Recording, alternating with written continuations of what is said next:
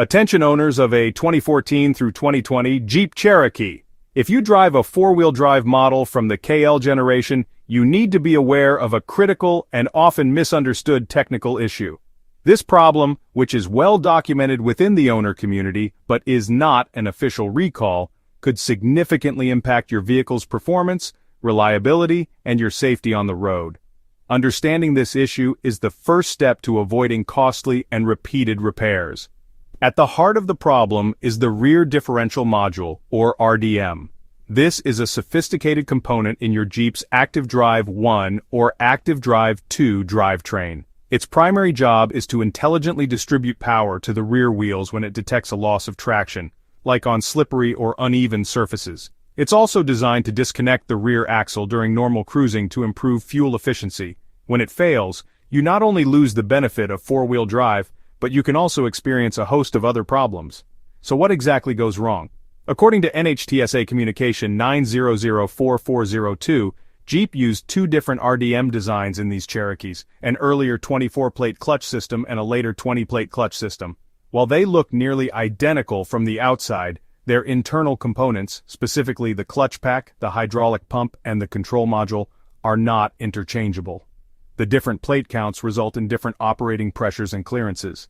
If a technician, unaware of this critical difference, mixes these parts or installs the wrong combination during a repair, the result is almost always a rapid failure of the new components. The mismatch system can cause immediate binding, slipping, or overheating within the RDM.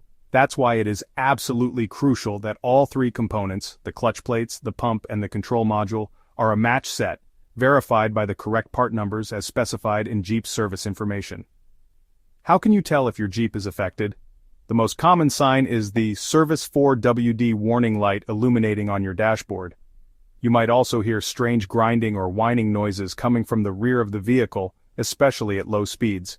A distinct symptom is a feeling of binding or resistance when making tight turns, almost as if the brakes are being lightly applied.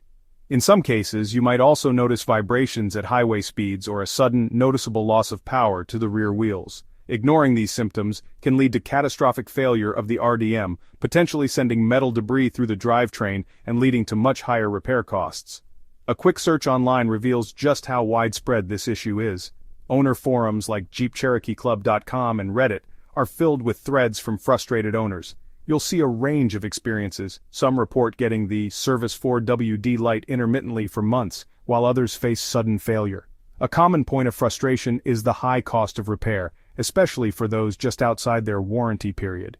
However, you'll also find stories of successful repairs. The key takeaway from these owners is the importance of finding a knowledgeable technician who is aware of the TSB and the parts matching issue. A common misconception is that you can simply ignore the light if you don't use 4WD, but the system can attempt to engage on its own, leading to further damage. So what can you expect to pay? The cost to fix the RDM can be substantial, typically ranging from $2,500 to over $4,500 at a dealership.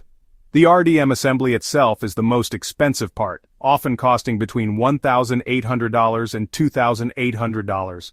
Labor can add another $500 to $1,000, as it takes several hours to remove the old unit and install the new one.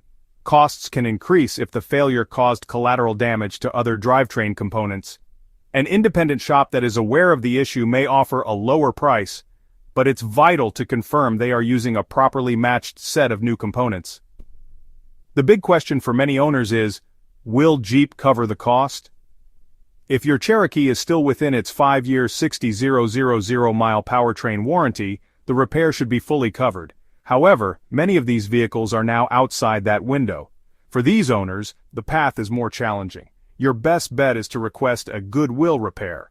This is when a manufacturer agrees to cover all or part of the repair cost for a known issue, even out of warranty, to maintain customer loyalty. Success here often depends on several factors: your vehicle's service history, your relationship with your dealership, and your persistence.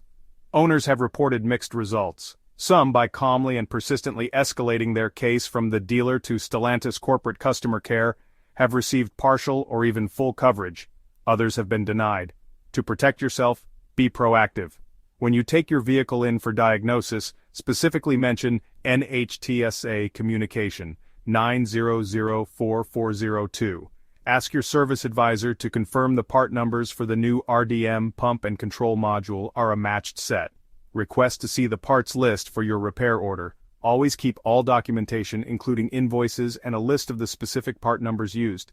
If you've already had this repair done and are experiencing problems again, check your original paperwork to see if you can confirm which parts were used.